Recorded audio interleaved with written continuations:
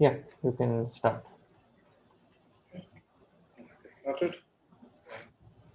Welcome everybody. We'll resume our discussion. We had finished diagonalization and tried to understand the limitations of relativization last time, and we had begun our next complexity measure, which is source. Prahladh, can you turn on your camera? Space. Yeah, sorry, my camera was on. Yeah. Yeah. You can see me now. Yeah. So our next complexity resource, we had worked time initially, and now our next resource is space. And what was space? I'll quickly recall what was done towards the end, what Ram Prasad had covered towards the end of last lecture. So we want to try to understand the notion of space of a Turing machine. So before we have the input of the Turing machine, and we make the input just a read-only tape. The head of the can only read the input. Then there are a bunch of work tapes we will perform, and then one thing which we'll slightly do different from when we are considering time is we'll have a notion of what is called a work tape, an output tape, which will be write only. There won't be any output tape if the problem you are solving is a decision problem or a language, because then it's only 0 or 1. We'll just say you go to an accept or a reject state. But in the case in which you actually you are actually computing a function, that is, you're given two numbers and you want to add them. You want to given a number, you want to try to find factorization. These are numbers in which these are problems in which there is an output. We'll then consider an output tape. But the space of the machine will just be the space of the machine, as done last time, will be some number. So something which involves the contents of all the work tapes. That's what space SN is going to refer to. Space SN is the maximum amount of bits that you see in all the maximum number of symbols you see in the entire work tape during the execution of the function or during the execution of the Turing machine on the input X. And Prahladh, you probably want to say the output tape is write once, right? The output tape is write once. So what I mean, so write once. So let's actually, so that I wanted to spend some time. So output tape is, so let's say it's write only, and furthermore, it's write once. So the moment you write it, you move to the next bit. Moment you write something, the head over here moves to the. So let's write this a little more. So what do I mean write once?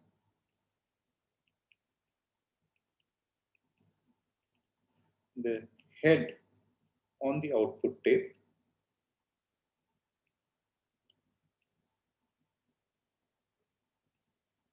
moves right the moment it writes the symbol.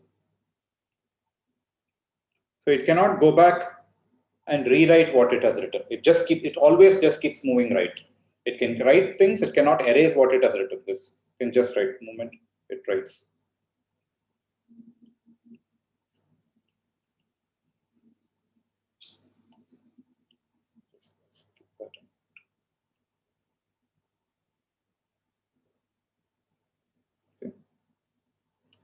And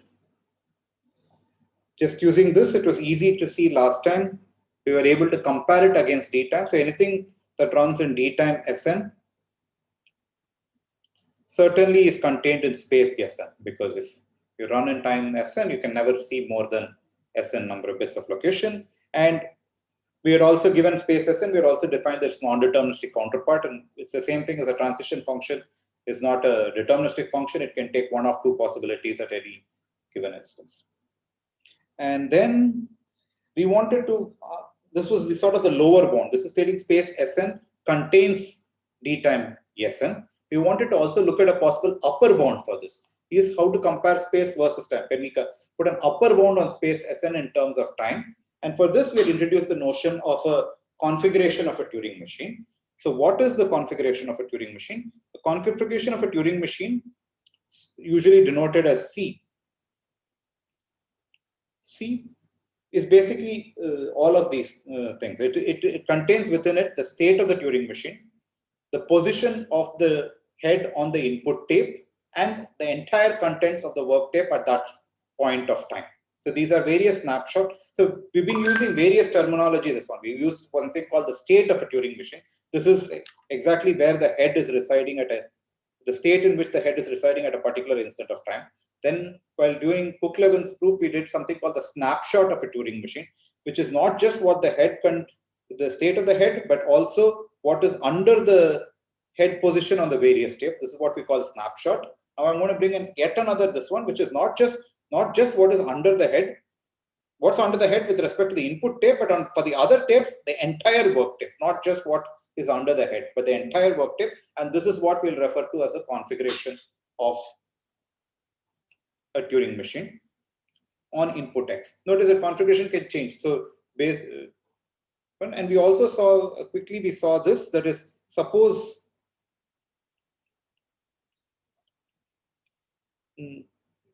Turing machine M takes space at most Sn on input, takes space at most yes on input X. Then what's the number of configurations possible?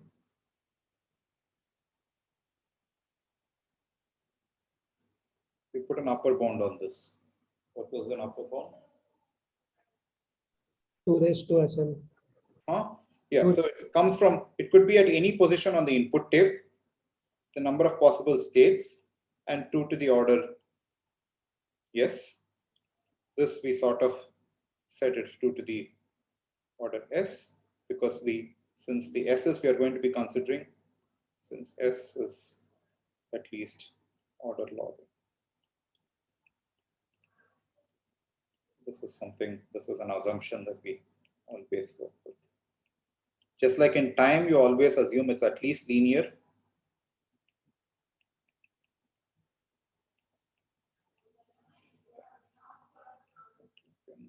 Exactly.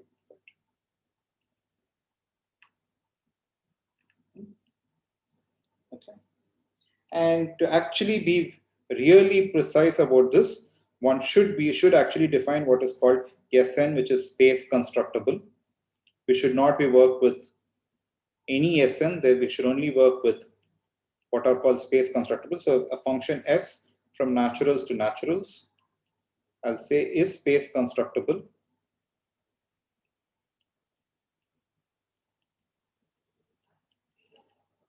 if there exists a Turing machine M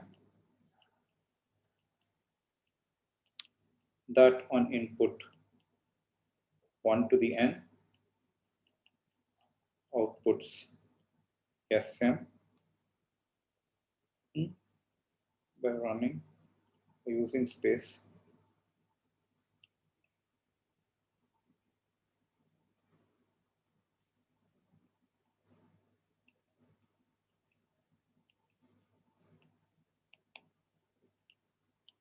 This is just to ensure we are not working with any pathological functions yes. All functions yes are something which you can find out that if you say something is running in space Sn, there is a Turing machine which can actually find out what this Sn is. It can actually run this and do it. So we don't work with any pathological examples, yes. So every yes, and whichever yes we are talking about, it can be run. There is a Turing machine which runs in space yes that can find out what this number is. So Turing machine can actually find out what the number space Sn is working. It's not something that is inaccessible. Okay. So we define this notion. So now let's go to, so we define the notion of a configuration. So first we define, so we're given a particular Turing machine. We have a Turing machine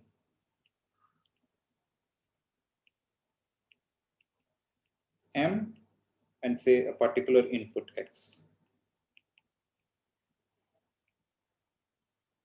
We define the notion of a configuration and we saw there were a certain number of configurations, at most certain number. See. Now we're going to define what I'm going to call as the configuration graph.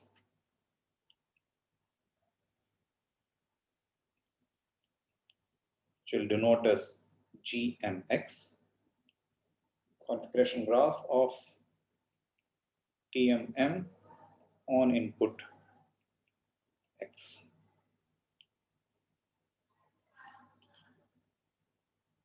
What is this graph? It's the most natural thing. The vertices of this graph are the various configurations.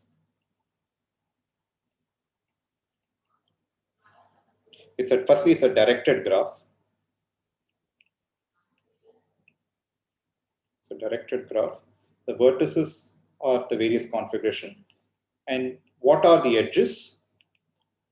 You put an edge from one configuration to another configuration. If you can move from that configuration to the other configuration using a single transition step of the Turing machine. So C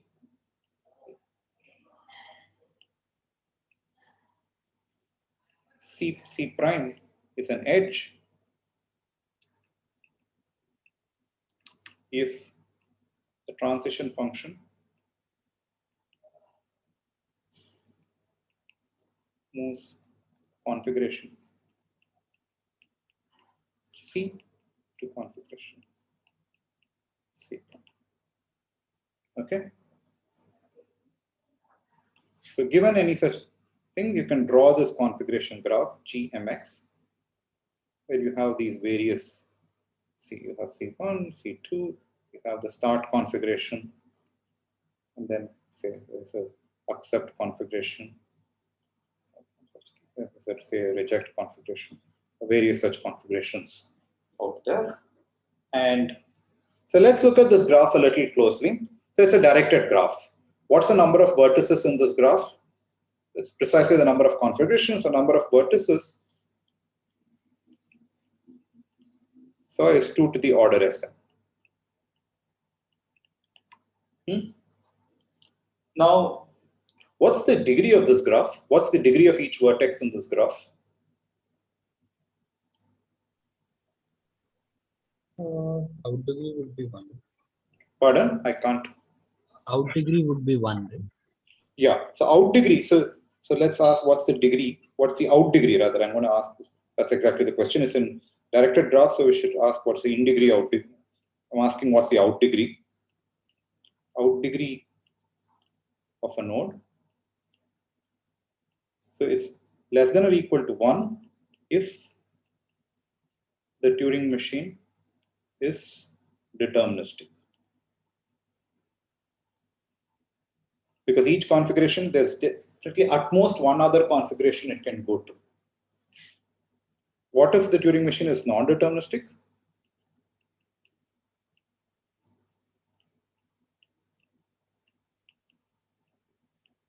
At most 2. At most 2. At least the way we have defined it, it's at most 2. Those settings. So it's a nice graph in which the out degrees are at either 1 or 2. And what does it mean to say? So what does it mean to say? Does this input, is this input? So if you want to ask the question, is X accepted by Turing machine? So how would I state that in the language of configuration and in this configuration graph? If there's a path Between what and what? start to accept configuration. Start configuration and Accept configuration. so there is a specific aspect of configuration. You want to say that this happens if and only if there exists a path from the start configuration to the accept configuration. Now, given a directed graph, can you find out if there's a path or not? Have you seen any graph algorithms how would you find out if there's a path between two vertices? BFS or DFS? Yeah, so either do one of the standard depth first search or breadth first search. This will tell you this. So the moment you do this, you can find out. So in particular, this is So the original problem was an algorithm in terms of the resource space. But right now I'm giving a different algorithm which is taking time, which is polynomial in the size of the graph and figuring out if there's a path. If you look at this, what have we basically shown? We've basically shown that space Sn is contained in time 2 to the order Sn. Prahladh, just one thing. Sure. This is so I briefly lost my connection. I'm not sure why is it clear that the TM, when it's non-deterministic, the number of out degree is at most 2. So I'm assuming that the non-deterministic, the transition function, what was the transition function? It has 2 possibilities. That is how we defined this one. That is a transition function. There are 2 transition functions. There's delta 0 and delta 1. This was how I defined it. And at each step, it could either use delta 0 or delta 1 as the next. This is how we define non-deterministic Turing machines. Okay. You could also define it as there is a set, but right now the way we defined it was 2 because you can take any set and use 2 to. That's why the out degree is 2. Fair. Okay. Yeah. So what we have shown is basically space Sn is contained in time. Just write it here. Time 2 to the order Sn. But notice that this proof actually works even for n space Sn, the same proof. There's nothing about space. So basically, we'll be able to extend this theorem which we have here. Basically, we further can add to this time 2 to the order Sn.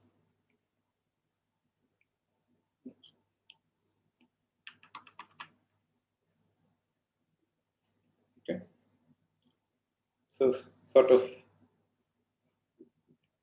a space Sn machine certainly contains all of time Sn and it's contained in time 2 to the order Sn. So you sort of sandwich space and time this way, and this is the best we know how to do. We don't know if there's a better simulation of space by time other than just going over all possible configurations, which takes an exponential, there's an exponential sort of gap from going from this to this. Prahladh, maybe a couple of minor things. So we are assuming that the Turing machine, when it accepts, it goes to a specific configuration, right? Like it cleans up all the workspace, etc. So I should have been careful about this. What does it mean to say an accept configuration? There is no accept configuration.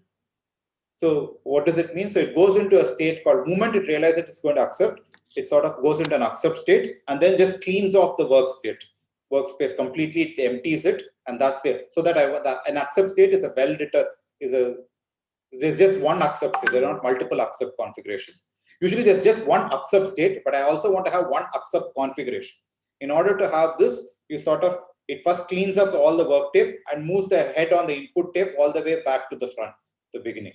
So that's what I'll call. So you can say that it does this, and same thing when it rejects also, it does exactly the same thing. It just cleans up the workspace, empties everything, and moves the head in the input thing all the way to this. This is just a matter of convention, and it doesn't change anything. Also, one thing is like probably these are like halting machines, right? They might not. We have assumed that they always end up with a yes or a no. Like they can't go back and forth between the state space and go on forever. So they could go on forever. But the point is, this is why we know that we are working with only space Sn machines. So they could potentially go on forever. Yes, they could go on. I have now nowhere assumed that they are not stopping. But the point is, if at all, so then this time 2 to the big O of Sn would be, I mean, if they go on forever, then how can we bound the time? So what am I asking? Am I asking, do I want to simulate the machine, or I'm stating, I want to say if X is accepted by the Turing machine, I want to ask, then I know there has to be a path. And if there is a path, that path has to be of length less than 2 to the order Sn. Okay. That's so there might be a path which there might be a loop in the thing. After 2 to the Sn, and I don't care. Yeah. I don't care. don't care about this. So when you do when we define space, we don't, when we define space-bounded Turing machines, we don't say that it has to always fault on every input. But when you do the time simulation of these space-bounded, you know that if there is a path from start to accept configuration, it has to be of, there has to be a path of length at most 2 to the order Sn. There could be loops in it, but I don't care. If there is a path, there has to be a path in this one. Therefore, it's sufficient to do the time simulation just for this much. Beyond this, you don't care what happens. Okay. So this once again, immediately once we have this, we can now define the following nice complexity classes. So let's talk about, hello. Yeah. So you said we don't know if there is anything better than time 2 raised to Sn. yes. I mean, can't we say that this is the exact? I mean, there is nothing less than 2 raised to Sn, because we can always come up with a counterexample. Can we? So I don't know how to do this. No, because we can always. I mean, there are 2 raised to Sn possible things. So yeah. So assume you have a work type. So there are always 2 raised to Sn possible configurations of the work type, right? So there are. Maybe it directly goes from the start state till one step. So what you're stating is the number of possible configurations is 2 to the order Sn. Therefore, the configuration graph has so many vertices. But why should I be? So, and hence you say I should at least look at the graph. I should be at least that any machine that is doing a time simulation should at least look at this graph, be able to read this graph, and hence it takes 2 to the order Sn. But that's one way of doing this algorithm. There might be a different way of simulating space Sn machines. How are we ruling out that it can be simulated in a faster fashion with respect to time? No, I'm saying if there is some smaller algorithm, then I can create a space Sn machine which doesn't, which takes more time than that. Because, I mean, no, but that's not the point, right? I mean, like, we are not trying to simulate the space Sn machine. We are saying all we want to figure out, did the space Sn machine accept this input or not? That's what maybe this task you can do much faster. You need not have to go through the configurations. Maybe as you point out, there may be space Sn machines that actually take time 2 to the order Sn, but that's not what you're trying to do. All you want to know is, like, did that machine accept this input or not accept this input? So when you say this particular class is this class, I don't want to say that this other class does exactly the same thing as the prior class. You just want to have the same accept reject behavior. If something is accepted by a language, if a language L is over here, I want to show the same language L is over here. It need not run the space Sn machine. It can do something dramatically different and have the same feature. And what we are doing is one such thing. I do not believe that they can be another thing, but I do not know how to show such a way of doing it is not possible. Yeah, okay. So what you're saying is, if you have to simulate the machine, possibly a space Sn machine runs in time 2 to the order Sn. But that doesn't tell you that that's the time for simulation. But I'm not simulating. I just want to do the same task eventually, and that task possibly conceivably can be done faster. I do not know. So you're basically saying even if the language is in space Sn, it could be in some other smaller space. Like, no, I'm not saying smaller space. It could be, so if something is in space Sn, it's in time 2 to the order Sn. Yeah. No, I'm saying we don't know if you take a language L in space Sn, then there might be a smaller p such that it is in space Pn. Like, it could be possible, right? We don't know that.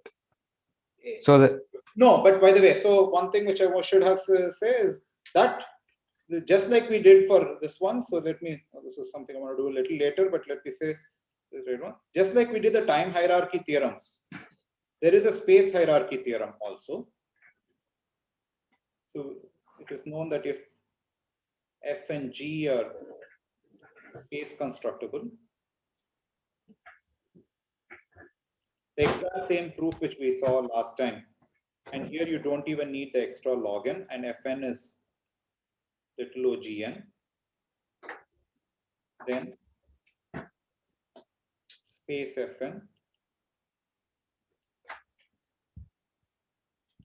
is a strict subset of space GM.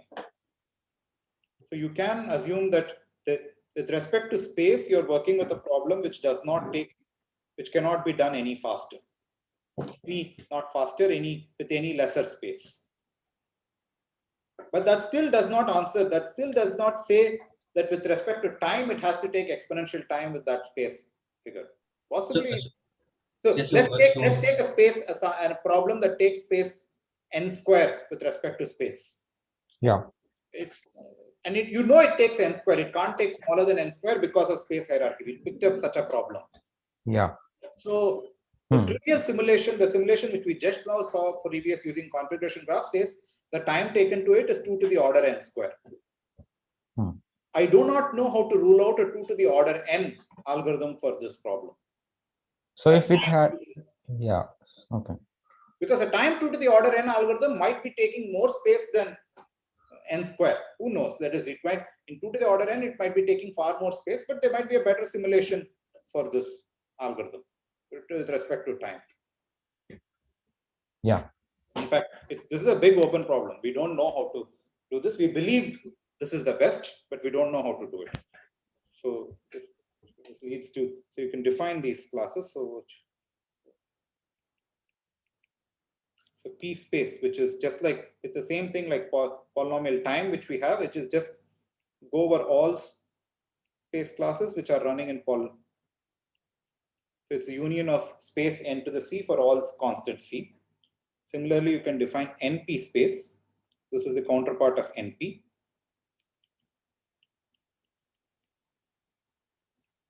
N space n to the c. We can define L, which is log space. There's the algorithm, just those machines which take just log space, log n. And similarly, NL, which is non-deterministic space at log. Okay. And why are we, let's actually, to get our hands a little dirty, let's see a few examples of these and then I'll draw the classes for this. So let's just take some simple examples. I'm just a bit skeptical about how do I differentiate between like n space and space. No, n space, no space, you mean n space is space or PSPACE and NPSPACE? Okay. Let's go to n space and space. N space and space is just the fact whether you are talking about Turing machines, which deterministic Turing machines or non-deterministic Turing machines. If you're showing me a deterministic Turing machine uses space Sn, then you're showing me it's in space Sn. If you're showing me a non-deterministic Turing, if you're giving me a language computed by a Turing machine which uses non-determinism, then it's in n space Sn. That's all. At this point, this is all. We will see a much better refined notion even by the end of this lecture, and next lecture we'll have a better understanding of non-determinism in space. Okay. Okay. So right now these are just definitionally I can define these. So let's see a few examples to get ourselves a bit this one. So let's talk about the language even. So even is just set of all those strings 0, 1 star such that the number of I such that xi is the number of I such that xi is 1 is even. How would, so given a string, I want to find out if the number of ones in the string is even or odd. How much space does this take?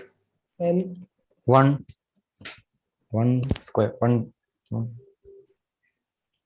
Technically 1, but the point is we'll never consider space machines which are smaller than log n, because we at least want to know where in the input we are. So I'm going to say this is even is in L. That is, you can say I'll just keep the parity of the number of ones I have seen so far, but you also need to know where in the input you are, and that requires a log n bit. This one, therefore, we will never work with space Sn machines which are smaller than a log n. Okay, that's one example. Let's just say one thing and then you can ask a question. The reason for doing it is just like in time, we always insist that time Tn has to be larger than n. We don't work, at least for the purpose of this course, we won't be talking about sublinear time algorithms. And the thing is, if you want to define sublinear time algorithms, you have to be really careful in the definition, because if you don't define it, if you don't define it properly, strange things might happen. Similarly, with respect to space, to be very careful, you have to define space only which is at least logarithmic. You must know where in the input you are. If you want to talk of sub-logarithmic space algorithms, these can be defined. You can talk about these, but it requires a very careful definition, and we won't do it in this class, in this course. Yeah, go ahead. So can you say what was the definition of space SN again? Because we are not including the, are we including the position of the input type also in space? So space SN, first thing I want to say, SN has to be larger than log n, and it is the amount of this one. You cannot consider anything which is SN smaller than this. It is, you start off with an SN larger than log n, and it is, so SN is the maximum, is the, what is it? It is the minimum, it's the maximum of log n and the amount of workspace tape, you can say. It's with that amount. Okay. Okay. There are several things which will get, which won't come out nicely if you don't allow space machines to be at least logarithmic. So the purpose of this course, we will assume space is always logarithmic. We will never consider sub-logarithmic space algorithms. Yeah. Okay. So this is one thing. So this was something else which I gave in the quiz. I do not know. Academy was down. So you compute the DFS tree. So I give you the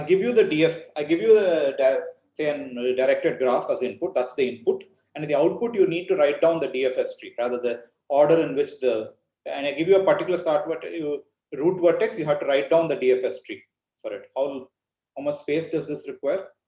What do you mean by the DFS tree? You start with a particular node. You have to write down the entire DFS tree. That is, which is the next node you will reach on this, then the next node, or the DFS, the order in which the vertices have to be visited in the DFS. So output that order. Huh? N log n? I don't. N log n. I'm not sure about n log n, but let's say right now, I'm going to be coarse with. So can it be done? I want to say it can be done in polynomial in the input space. So we just need to like keep these parent pointer and I mean it's a neighborhood search kind of thing. No, if you just had to do that, notice it's logarithmic, because though each of those are only logarithmic in the length of the input. Right. But DFS, notice that it is not just, you don't have to just keep parent. There are times you have to actually maintain a stack. Right. You have to maintain a stack. It's not sufficient if you just maintain the parent or some such thing. We'll come to another thing in which you can just maintain where you are. You don't have to maintain how you came here. In DFS, you have to be able to backtrack. So you have to maintain the entire stack. So actually DFS, if you read it carefully, this one will take linear space. You'll have to at least maintain, you have to have a stack with you, or linear space. Let me actually, not sure if the linear space is fine. Let's just say poly space. And I mean, you mean this could, worst case, this could be bad, because once you are going down, like suppose everything was on the same line, then you could need to have all your vertices in the stack at the same time. Okay. Yes. So that could happen. That is, the point is, DFS is not, the way we wrote DFS was to be efficient with respect to time. We never bothered about how much stack we respond. So with respect to the space, it could be having linear amount of space, a polynomial amount of space. And there could be a very long path in the graph, because of which the DFS has to explore this path. And hence the stack that you maintain will be linearly long in the input size. So, I mean, space, you mean you're saying polynomial because of the like encoding, right? Because it will only take, I mean, it should only take linear space, right? Whether it's the n or n log n, I do not know. That's why I'm just being safe and writing polynomial. That's all. Yeah. Okay. Now let's look at another problem called path. So path is G, S, and T. G is a directed graph.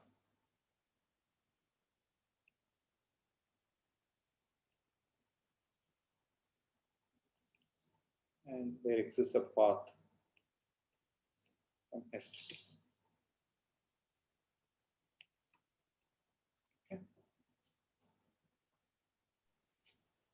Linear, I mean, polynomial space. Once again, polynomial space. But let's now go back and say, so certainly you can do it in poly space. So path is certainly in P space. But I want to actually say that if we allow non-determinism, we can do much better with respect to space. Yeah. Satyajit, what were you saying? Yeah, can you do this with the maximum number of out degree of a certain node in the graph? Like I start with S, I list down all the nodes that are reachable from S. Then for every node, I'll sort of list down the number of reachable nodes from those nodes. Yeah, breadth first search. You're doing breadth first search. That's, yeah. Okay. Yeah, you're doing breadth first search. But that could also, the amount of space required could be go linear. But now I want to ask, with respect to, true, these algorithms with respect to space, I don't know how to do better. But log n, I mean, will it be log n? In which what? If you allow, so I'm going to ask what you. Yeah, NL. What if we allow Turing machine to be non-deterministic? Just give me the path, maybe. No, what do you mean? Give me the path. The path is, if I write the whole path, that is long. No, but that is in the input, right? What do you mean? There is no path. The input is just a graph. No. For a non-deterministic Turing machine, you are also given a okay, we are not giving that as input. Okay. So you're just given the graph as input. You're given the graph, so you're given the adjacency matrix as the input. Using this, how will you? Just give me the path and I'll verify it in log n or something like that. That's NP. Here it's now you're talking about the NP definition of NP. What do you mean? Give me the path. That means if you write the path, once you've written it on the workspace, you have already eaten up a amount of space. Just guess the path. Guess the path, but one step at a time. So guess the path one step at a time. You don't have. But the point is, in DFS, why did you have to write down the path? Because you needed to backtrack. In path, you don't need to backtrack. Why? You only need to know eventually do you reach T. So each time you're the one, guess the next node. Keep guessing the next node. So only you need to maintain the next node, the current node and the next node. So you need to maintain that. That takes you logarithmic. But of course, there's this one problem that you might run into a loop and just keep on guessing. How do you ensure that? But there is one. If there is a path, then there is one. If there's a proper path, then you can always guess correctly. Yeah, but how do you know when to stop this guessing? You need to give me an algorithm that stops. So when do you know? T. So, When I get to the T, I stop. No. But how do you know? Certainly, if you get to T, you know. But if you don't get to T, when do you know how to stop? You have to say no at some point of time. If you're so the maximum length of a path can be linear, like total number of paths. So you do two things. You guess the next node. You also maintain which vertex on the node you are, which vertex in the path you are. You maintain a counter, and if the counter read overshoots n, you just say reject and halt. So you accept only if the counter is less than or equal to n and you reach T within that step. If the counter ever goes more than it, you realize you have walked on a path which possibly has self-looped and you're not yet reached T. So that path you're going to take this one. So you need to, so in your work tape, you'll maintain the current vertex as well as the counter. Both of these will have to be maintained on the work tape. And notice that both of them can be done in logarithmic space. So maintain both. Maintain current vertex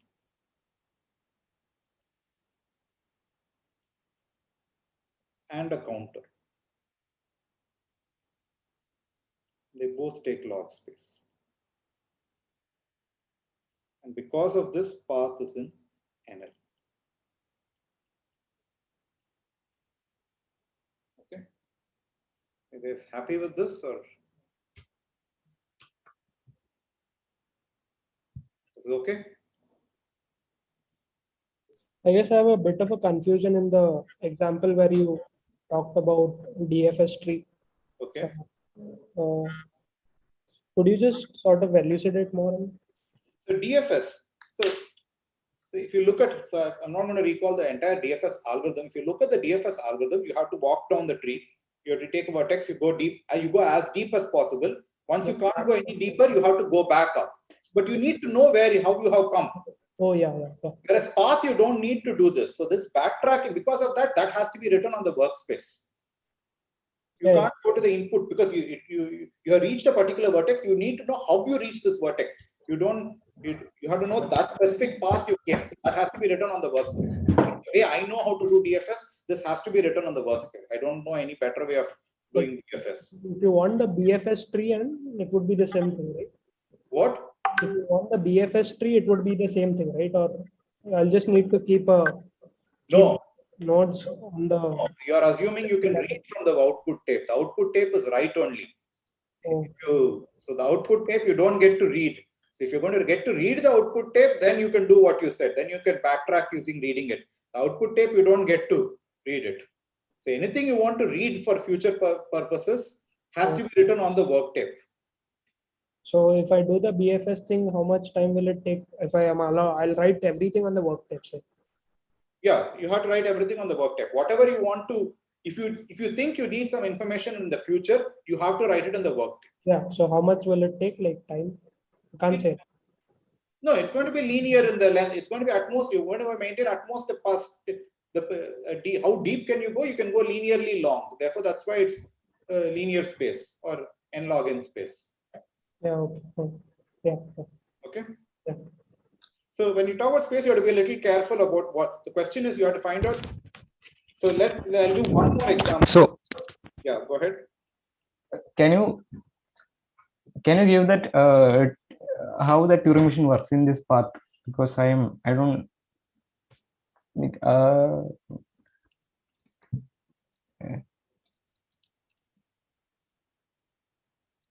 can you like for path, can you give the Turing machine? Like, can you? Yeah, let's do the Turing machine first. So for path, how will you do it? So this is going to be this. So let's actually go to path. So how will you be the Turing machine? So you're given the input is the graph. Say it's an adjacency matrix or adjacency list representation. So then you maintain, say the work tape, I'm going to maintain the current address. So you start off the current address, you copy the current location on the path. So you'll initiate this with yes. Okay. So initially this is yes.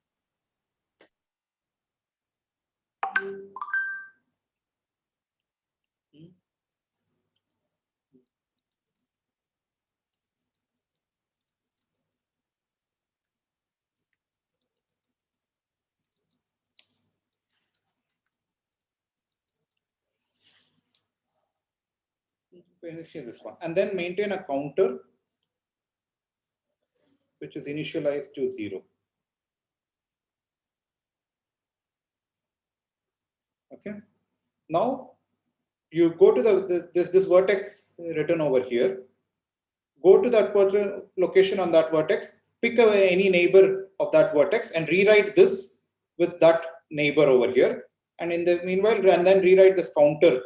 Increment the counter by 1 and check whether the rewritten guy is t. If it is not, now go to that particular vertex, whichever you're written over here, find out a neighbor from it in this and override this completely with its neighbor, increment the counter and keep doing this. But the point is you're guessing a neighbor. You're guessing a neighbor, which neighbor to take. It's not as if you're picking the first neighbor, second neighbor. You're guessing one of the neighbors, and that's where the non-determinism is coming. So at any point of time, you manage to write t over here before this counter reaches n. You know that there is a path from S to t. And if there is no path from S to t, you would never have written t at any point of time. A small question that you need one more tape, right? Like I have the current address. I need, if I make a guess, I need to go to some other address Okay, say you make it one more tape, or in the same tape, you can go back and forth. This. Okay, yeah. You can do, all of this can be written in just one tape, by the way. It's just one login, another login, another login. You need order login. Yeah. So this current address tape will take, I mean, it can be, it can take linear amount of space, right? No, an address of a. Oh, address. Okay, fine. Just the address of the node. Yeah. Okay. That's all you need. So that takes only login bits. Yeah. Okay. Okay. So I'm going to give another this one. So computing this is similar to the path. So adjacency list representation.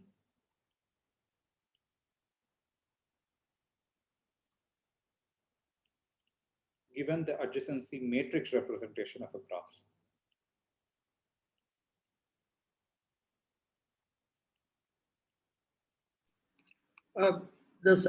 By current address, we mean the location on the tape where the node is, right?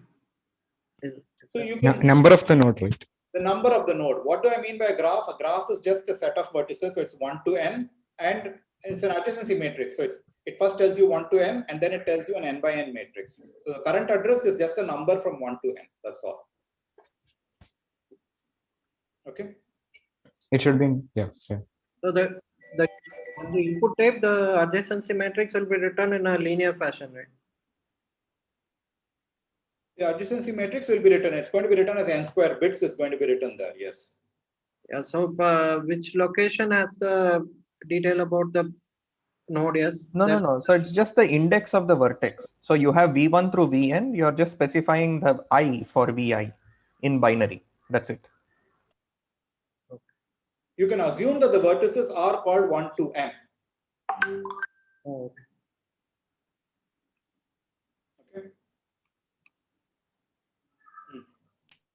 I think you're confusing the two questions. Like, I think he asked what is written in the current address tape in the previous question.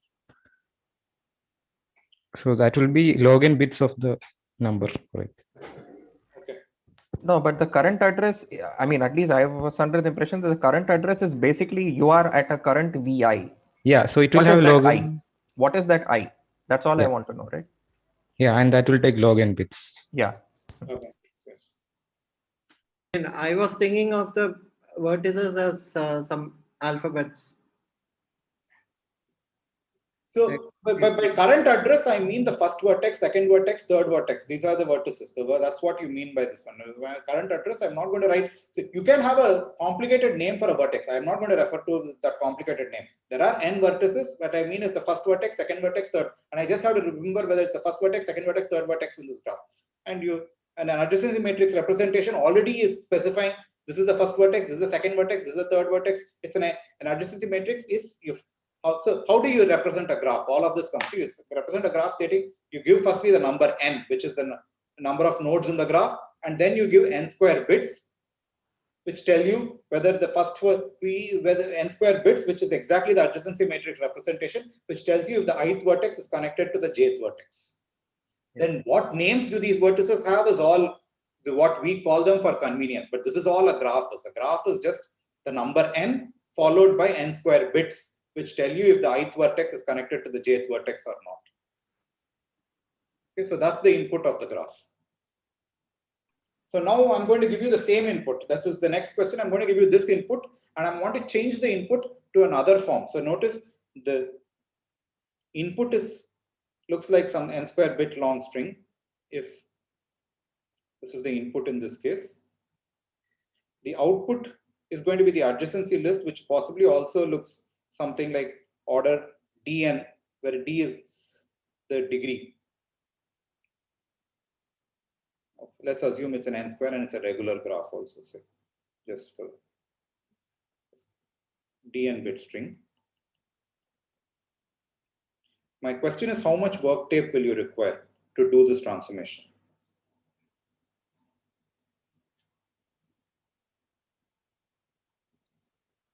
It's easy to go from adjacency matrix to adjacency list. This is very so no need of any work table. I mean, just write directly. If there is a one there, write it here. I mean, start from the first vertex, see the adjacency, see the row for the first vertex, and then write down one by one without doing any work. No, but you need to know what you are writing. You need to know which vertex adjacency list you are writing now. So you look at the first vertex, you're going to write down, what are you going to write down? How you need to, so I've just given you an n square bit long string. And then from that, you need to write down all the neighbors of the first vertex. Yeah, so I will just, first I will go through the first n bits, and then first I'll go to the first bit, then I will write the name of that vertex in the output tape. If it is 1, 0 I will not write. Then I'll go to the second bit and do the same thing. And when so how do you know you are at the second bit? How do you know when you have at n? How do you know you have reached it? When do you know you are starting the second vertex? Yeah, maybe we can, but we can do that in a state, right? In the state, right? Among the states. The state is finite. The state doesn't increase with n. The state is finite. Fine. The state is a fixed constant. So we have to write that in tape. So you have to write that. So log n. It's log n. So with a very minimal amount of workspace, which is log n, just to find out where you are in the work tape and which output guy you are writing. Just that, there will be some order log n bits of information you can write down. Using that, you can do exactly whatever you said can be done, but you need to have this extra piece of information in the work tape. So it takes log n to do this. Workspace deterministic. But if we could move back and forth in the, in the output tape, we needn't have any. If you can move back and forth, and you will, if not this lecture, next lecture you will see why this back and forth. We are not going to let you go back and forth on the for space bounded machines, and there's a reason why we are not going to let you. We are not going to let you move back and forth on the output. Sorry, Matthew, you wanted to go back and forth where? On the output tape. Actually, I do not but know. Even then, you are currently reading a particular row.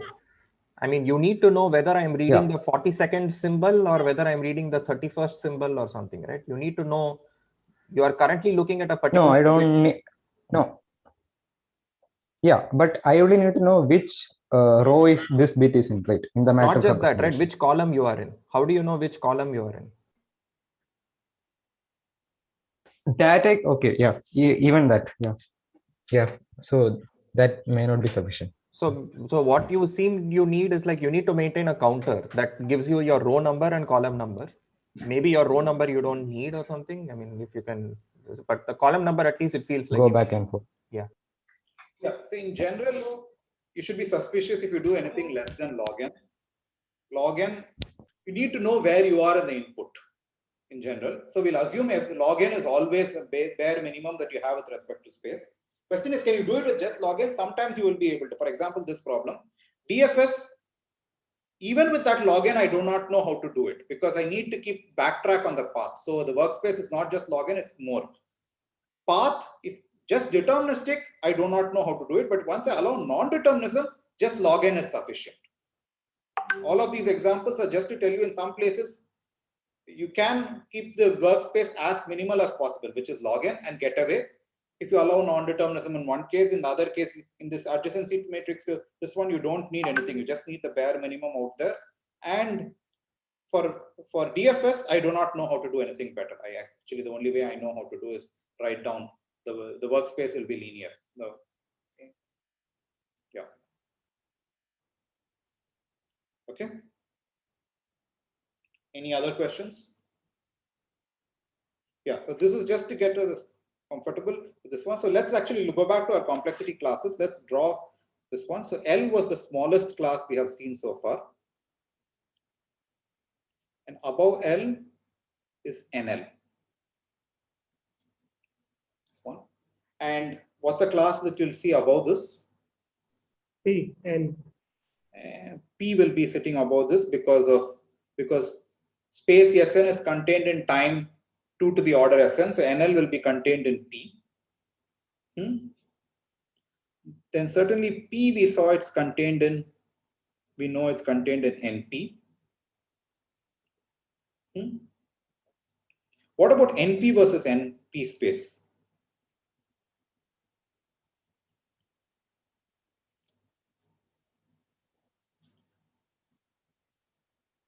Will they be equal?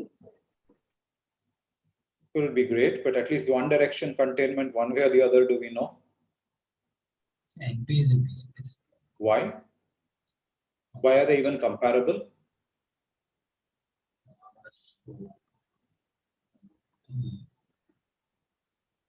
It's the first. Okay, we haven't done it. It's the first. We haven't done it, but the first, sigma 1, right? But no, we have forget sigma 1. But this theorem which we did in this one, d time Sn is contained in space Sn. So I want to ask the following thing. So NP versus P space. I want to ask now: is this true? So we saw time Sn. Let's go to time Tn is contained in space Tn. What about n time Tn? Certainly it's contained in n space Tn. That's clear. But I want to say you can do slightly something better. Can you do space Tn? Why can you do space Tn?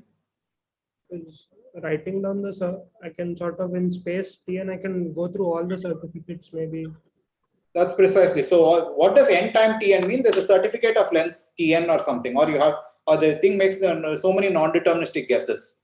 But you can in space Tn go over all of them. Just maintain a counter for all these things, maintain a counter which is Tn long and go over all of them and check it out. That's all. So exactly. So this is also contained in space Tn.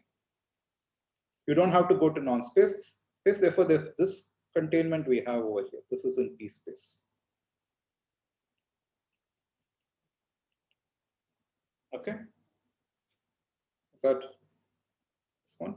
And the proof of this is we can go over all Tn non-deterministic choices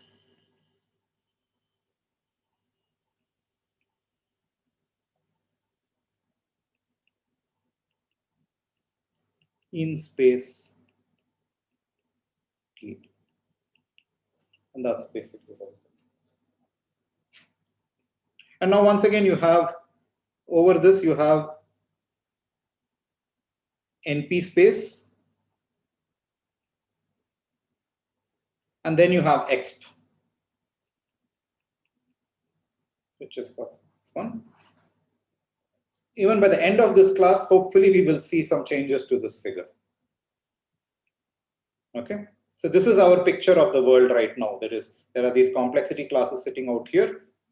Any questions so far? Is this at least this figure clear? What I've drawn so far?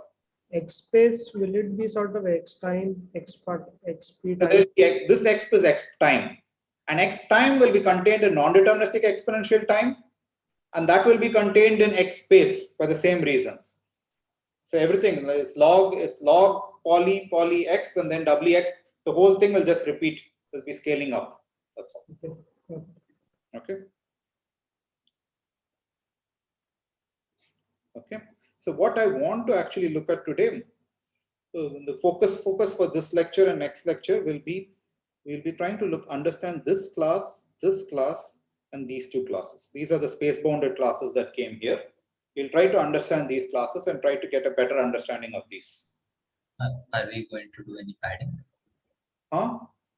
No, padding will help you compare one against the other. Right. Padding is a useful trick, but it will not help us. We will do something else. We will try to understand P-space by giving a complete problem to P-space. That will give us a better understanding of P-space. In fact, that's the first thing I'm going to do. I want to understand what P-space is. So we will recall the definition of P-space as we're done, and we'll give a nice complete problem, which will give us a handle of what P-space. That's what I hope to do today's lecture.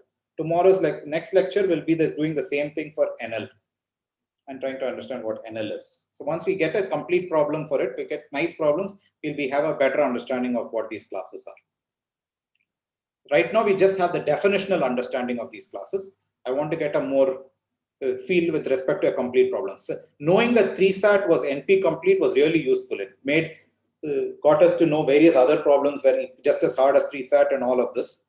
It's not just the definition of NP. This extra Cook-Levin theorem gave that. And similarly, I want to understand what is a candidate hard problem for PSPACE.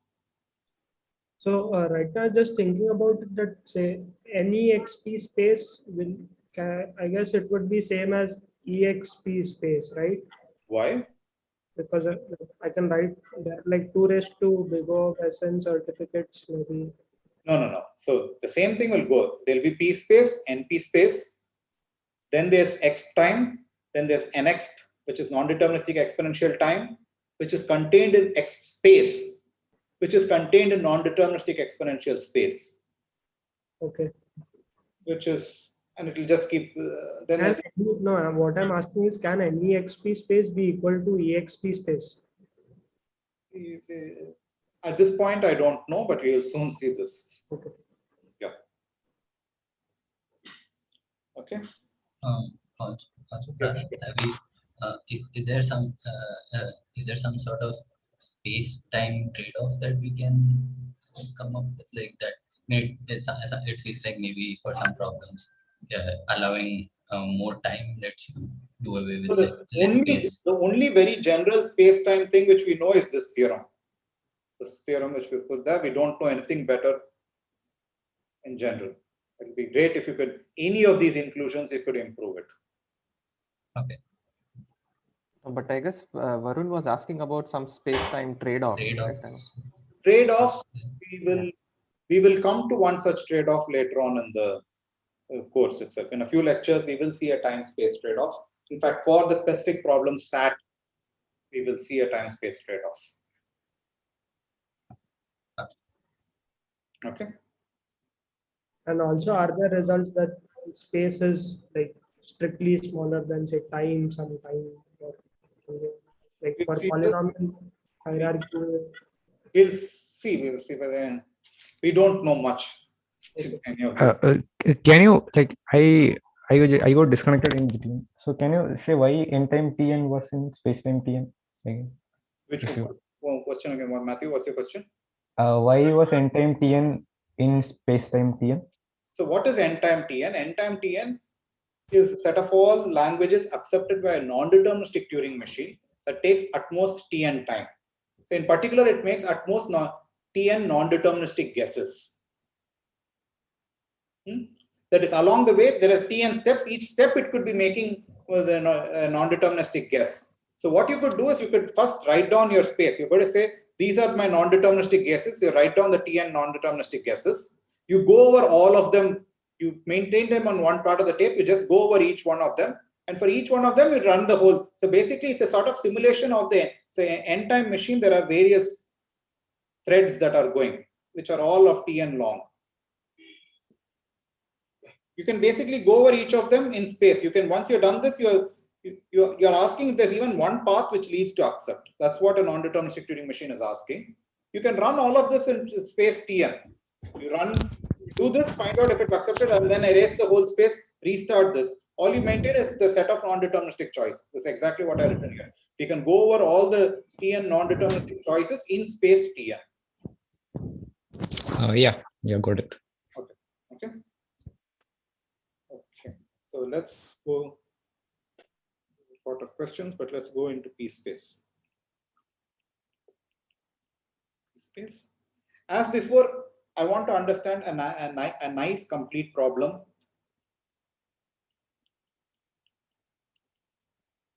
for PSPACE. This is going to be our goal for the remaining 20 minutes or so.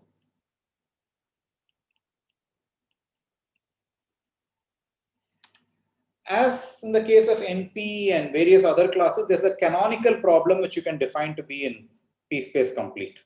That is, it takes X, a distributive machine, and 1 to the power n, and says, so this particular language, for instance, it has X, alpha, 1 power n, rather just 1 power, let's call it 1 power s,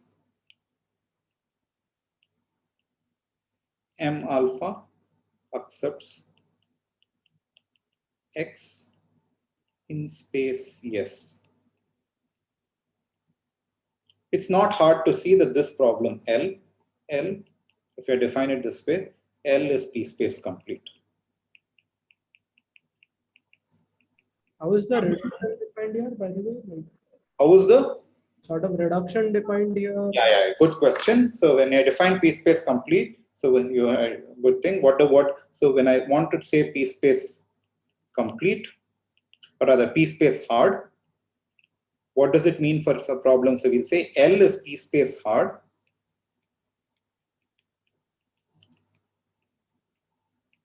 if for all languages L prime in PSPACE, what I want to say is L prime can be reduced to L. But I have to say how it can be reduced. I'm going to say it's reduced in polynomial time. So right now this definition works. Let's just work with this definition. Later on we'll see if you want to change this definition. Right now this is my definition of PSPACE. Prahladh, It's hard. so, usually with reductions, like, isn't the idea that we don't want the reduction itself to be doing too much work? So Yeah. I mean, wouldn't it be okay for the reduction to work in PSPACE? So yeah, so I don't want what you said is perfectly true. I want the reduction to always work with much lesser resource than if you're talking about to complete hard problems for a particular class, I want the reductions to be working significantly lower than the class itself. That's why when we were talking about NP completeness, we were working with polynomial time reductions because we believe polynomial time is sort of weaker than non-deterministic polynomial time. Similarly, Okay, so over here, we want something weaker than PSPACE. Yeah, and polynomial time is, at least from what we have said, it seems to be it's certainly it's not, you're not giving it the full power of PSPACE, you're giving it something smaller. Right. So it's in the same spirit. So why can't you make like why can't you define PSPACE hard in a different way? That is, L dash is, you can convert any word from L dash to some word in L in that function can be computed by a PSPACE machine.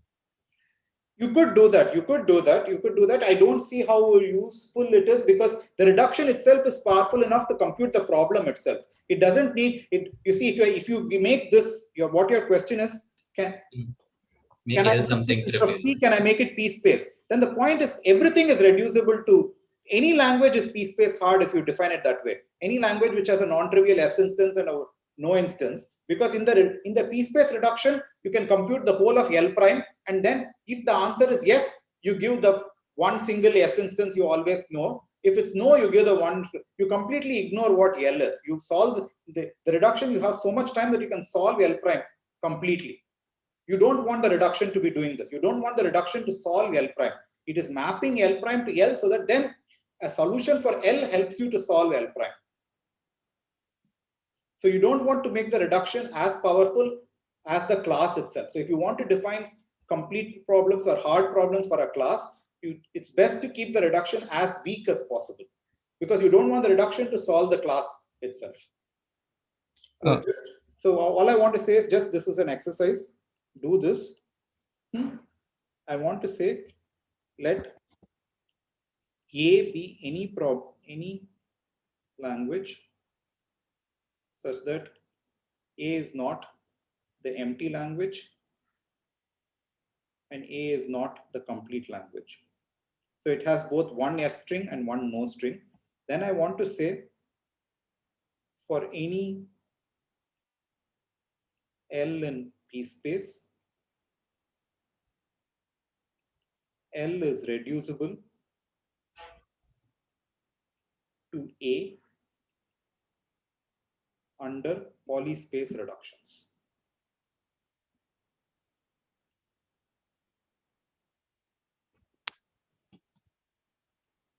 Just, I don't want to do this right now because we're already behind time. Okay, anyway, let's look at it then. Let's look at it. So it should be clear that yeah, it is. This is true. But if this is true, then this notion of reduction is useless to consider PSPACE hard because any language is being PSPACE hard under this, as long as it's not one of these two extremes. Yeah. And that's why we want to make the reduction to run in this thing. You want it to be weaker than this thing. In the case of NP, this was NP hard and this was polynomial time. In the case of PSPACE, this is PSPACE hard and this is poly time, and hopefully poly time is something which is weaker than polyspace. We don't know if it's truly weaker, but it's something which is, at least we believe is weaker. Okay. Any further questions? So this is not how we will not be defining, we will not define reductions this way. We'll be defining under polytime reductions, not polyspace reductions. So, so basically the reduction was you take any element in A, capital A, and then map all the true, all the elements of L in L to that element in A, right? All the elements of L to that and everything outside L to the something outside in A. Yeah, just yeah, that's all. Yeah. Because the reduction has, yeah, that's it. Okay. So this is how I'm going to define reduction. Somebody asked, what does it mean for a reduction? I define reductions this way. They define PSPACE hard. And it's not hard to see under, if I define PSPACE hard to this way, this particular language which I have talked about here is PSPACE hard, and it's in PSPACE, so it's also PSPACE complete. But this is not the problem I want to actually look at. We'll look at a different problem related to, see, it will be some inspired by SAT, which we'll call something called quantified boolean formulas. I don't know if any of you got to see Academy last night before it went down. I'd given a couple of examples so that you get your hands dirty, but possibly Academy just went against us. So let's take any formula phi in, say, a couple of variables. So one example of a formula phi of, say, xy is going to be, say, x or not y and not x or y. This is one formula. Right? This is just this. These are what we had called formulae. Now, what do I mean by quantified formulae? Quantified formula. I'm going to quantify these variables. This is just, so I'm going to quantify. I'm going to say there exists an x such that there exists a y such that x or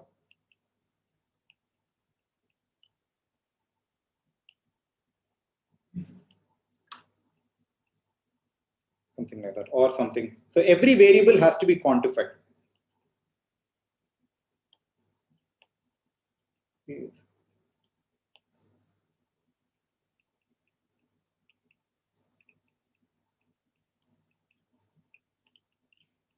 seem to be writing the same thing again. I want to say, so what does the first one says? First one says there exists some x such that there exists some y such that this whole thing is true. This is like SAT.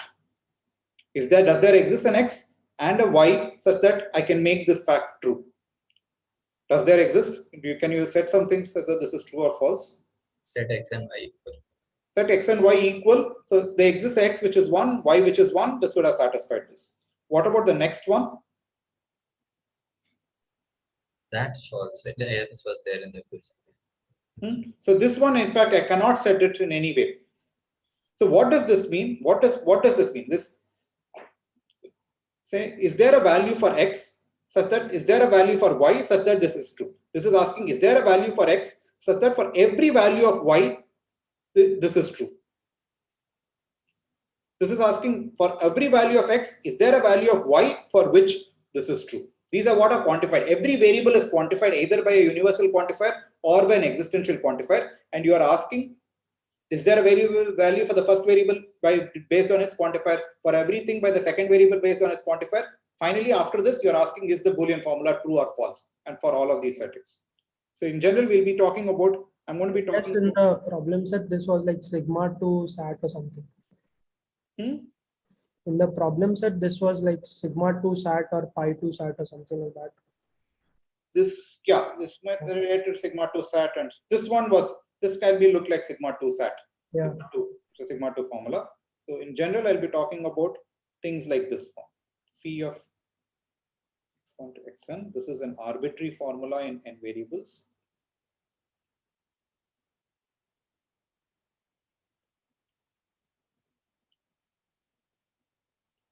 N variables, and each qi is either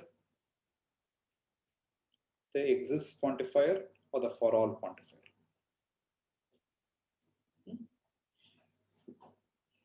And notice that once I quantify all the variables, this has to be either true or false. There's no option for it. It's not unspecified thing. So the language I'm going to consider are what are called true quantified Boolean formulae. It's exactly those psi which are of the form q1 x1, q2 x2, qn xn, phi of x1 to xn, such that psi is true. So I'm going to give you a quantified Boolean formula and ask, is this quantified Boolean formula true or false? That's the question I'm going to ask. And we'll try to understand what is the complexity of this problem.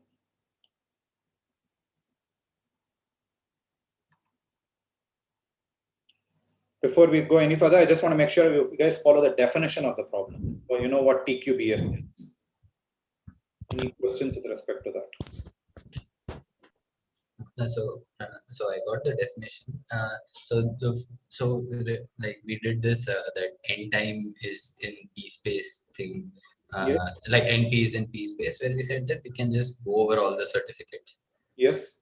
Can we use that same idea to say that TQBF is in PSPACE? Yeah, that's basically, that was the first part of doing TQBF. We'll be showing TQBF is PSPACE complete, and what you said is basically just the observance that the TQBF is in PSPACE just comes by it's the same thing that goes into this statement. N time is in space TM. Okay. But before that, I wanted to look at, we have studied two special cases of this in which Q1, Q2, Qn are all the existential quantifier. What is this problem? If that were the special case, SAT. This is SAT. And in that case, we know the problem is NP. What happens if Q1, Q2, Qn are all for all? Tautology. This is tautology. And in that case, we know this is the prototype co-NP problem. It's a co-NP complete problem. That was a SAT problem. But now I'm going to allow a mixture of both. And just that's what Varun said. Let's do this lemma. And we'll just observe that TQBF is in PSPACE. Why is that? Varun, can you repeat it? You can go over the proof. Yeah. Why do you say this is true? Okay, so the reason this. So what we have is this formula, which is okay. So I guess it doesn't matter which quantifier we start with or anything, and we can assume that these are alternative. Hey, I do not know, because each polygon. So let's be a little more formal. Whatever you said is true, but let's be a little more formal. Let's take SNM. So let N. I'm going to be quite formal about, because I'm going to be, this sort of recursions are going to come often in the next one lecture or so. N is the number of variables, and M is the size of the formula phi. Let's use these two notation, and let's say SNM is the space. We are going to design. Yeah. So this is N space, like N. Space. Let's see. I brought two parameters because I'm not going to be able to do it in one. So space is the amount of space. So we are going to design an algorithm, and the SNM is a space required to solve TQBF instances on n variables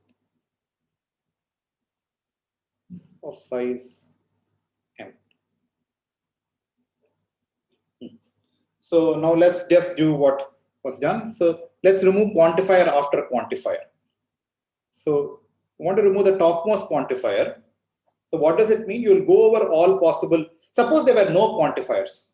All the variables have been set. So you're looking at S0M. All the variables have been set. Therefore, all the variables have now been set to true or false because you have chosen the quantifiers. and you just have the final formula, how long does it take to compute this? M space. Yeah, this possibly is order m. You just have to go over the formula and compute it. I'm assuming the formula is given explicitly, just go over. Now let's do quantified elimination this one. So SNM, I want to put an upper bound on this. So I want to take the first quantifier and set the first variable either to 0 or 1, go over both possibilities and do it. So then what do you have? Varun, this is the algorithm which you had in mind. I'm just asking you to do it. 2Sn minus 1. So 2Sn minus 1 m plus anything, or that's it? Big of m.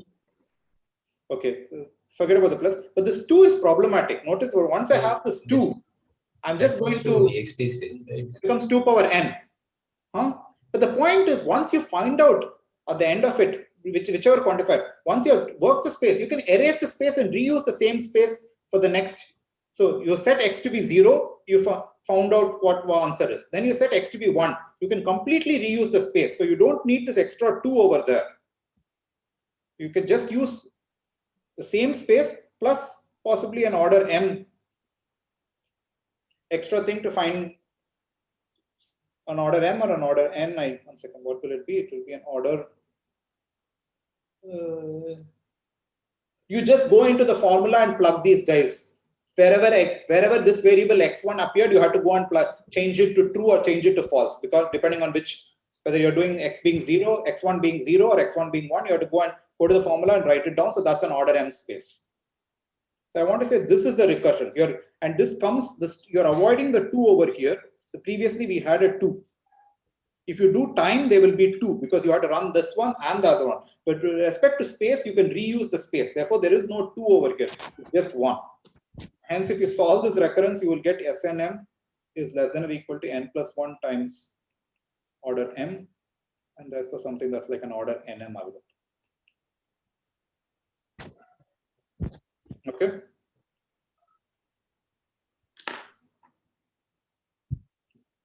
Questions? So this is why TQBF is in PSPACE.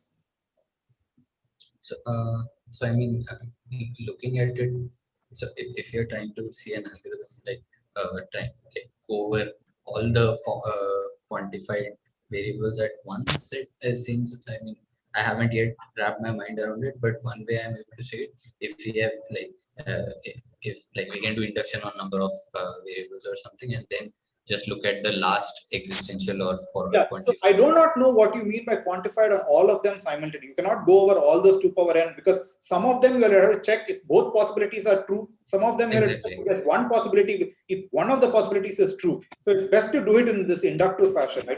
In the case of n time tn being in space Sn, you could just go over all of the 2 power n possibilities and do it. Here, you could do all the 2 power n, but how do you combine them? I do not know how to combine them. That's why I want to do it 1 by 1 and write it this way. That's why I wrote it down. It's the same idea, but you have to do it 1 by 1 and reuse the space. Right. Okay. Yeah. So it is almost the same thing, but because in one case, if it's a for all quantifier, the way will be you have to check if both the paths accepted.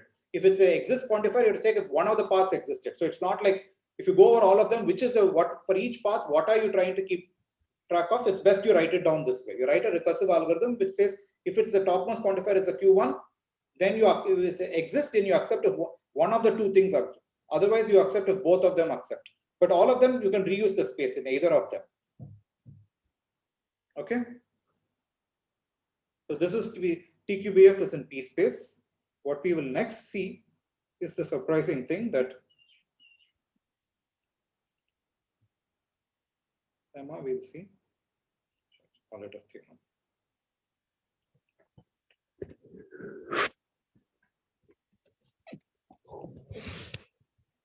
TQBF is PSPACE.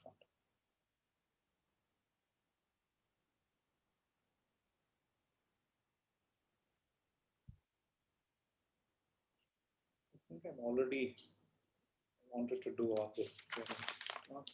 think I'll stop because TQBF will take me a good 10 to 15 minutes to do this. It's not hard, but I would like you to actually not look at the book. What is TQBF? I'll tell you what we want to do. What does it mean to say something is you want to reduce this? We'll do it next lecture, but let me tell you what the ideas and see if any of you can fill in the ideas. What we want to check? We want to check, take some L in PSPACE, and we want to reduce L in polytime to some TQBF formula. This is what we want. Sorry, this is bad notation. I want to TQBF, which means every input X, I want to reduce it to some quantified Boolean formula, such that if the input is accepted, then the quantified Boolean formula is true. If the input is not accepted, the quantified Boolean formula is false. Now, what does it mean to be accepted, non-accepted? We already saw this. Accepted means there is a path from C start. If you look at the configuration graph GMX to C accept, there is a path in this. By the way, notice that we can't even write down this configuration graph. Our configuration graph is exponential time. The reduction doesn't have time to write down this configuration graph. It can only think about it. It's all in our mind. The reduction can't afford to write it. The configuration graph is exponentially large. We don't have time. The reduction has to run in poly time. We want to somehow capture the fact that there is a path from C start to C accept using a quantified Boolean formula. Think how you will do this, and we will actually show that using quantified Boolean formulas that are just polynomially longer than the given input X, we can actually do this. We can write a quantified Boolean formula which captures the fact that there is a path from C start to C accept. Is it like, does there exist a configuration from C start such that for how to use, so you have the power of using existential and for all quantifiers. That's going to be the, okay. You'll see this how to do it next lecture. Stop today's lecture too. I mean, for all vertices we can do for all, like if there exists a, I mean, take each vertex and then by the way, you can't, if you take each vertex, the number, how many vertices are there? No, from the start vertex, you take start vertex. Okay. And then if you check if there is a I mean yeah, check all the neighboring vertices. Okay. I mean, you have to somehow use there exist for checking that there is a, I mean, there exists one configuration on that path, like, or something. Make a non-deterministic guess somehow. Think about it. Most right now, you have to think in terms of a space efficient algorithm, not in terms of a time efficient. Time efficient, I do not know how to do it. The only way, this is a graph, I have to check if C start and C accept are connected to each other. The only way I know are path algorithms like DFS or BFS, and they will all run in time polynomial in the size of the graph, which is already exponential. I can't do this. Prahladh, just a quick guess. So if some X is in L, we know that this is in P space. So there must be a polynomial like. No. The path can be exponentially long. Right. Okay. Think about it. Okay. Yeah. Okay. So let's stop with this. I'll finish. Hopefully, I'll finish all of space in the next lecture. But let's see. It's going slower. But I think today's class was fun. Like, can we can do like there are only n. I mean, the number of vertices in this graph is also exponential. Yeah, fine. This is in the graph is exponential. It's a number of configurations. That's so my method is not working. Even to describe a vertex takes polyspace, polytime. A description of a vertex is polyspace. Therefore, and then therefore number of vertices is exponential. So you can't write down this. This is all, it's in the reduction, in the mind of the person who's coming up with the reduction, the graph exists. But we can never, the reduction can't write down this graph. And yet you must be able to find out if there is a path from C start to C accept, and you should be able to write a quantified Boolean formula that captures this fact. Okay, let's stop. Yeah. Meet on Wednesday. And if Academy doesn't work, use the Zoom links. So hopefully Academy should be up by Wednesday.